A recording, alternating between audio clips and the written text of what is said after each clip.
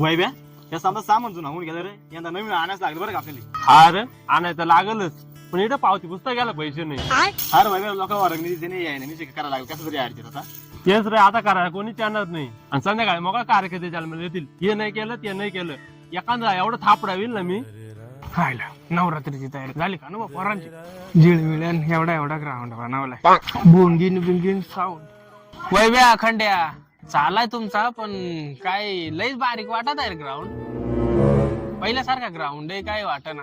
अबे साले. आणि याच्यावर हे पत्र घातलं ती, एकतर पाण्या पावसाचा दिवस आहे ती, आणि गेलं बिलं उडून बिडून करून ह्या गावात कसा काय आता ह्या गावात एवढा वाढून गेलाय, ह्या लोखंडा पडल्या तिकडे ग्राउंड मध्ये. कोण साहेब आलं तर मला तर नाही अजिबात काहीच नाही पटलं. तरी बोगस काम केलाय तुम्ही. वैब्या कुठला मुख्यमंत्री हा? मुख्यमंत्री साहेब इकडे इकडे इकडे बसा ना जवळ, एवढं लांब का बसले?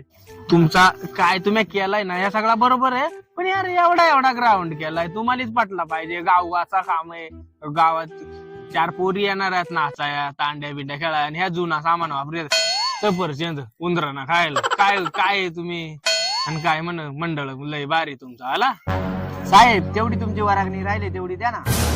झाली का सुरुवात?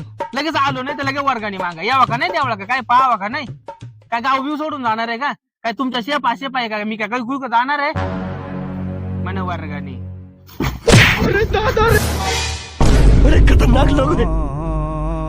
काय आता असला का बराबर येतील इकडे, आणि वरागणीचं नाव काढला का बराबर मुंगळा लागत. वर्गाने मागायला लागला बुकायला.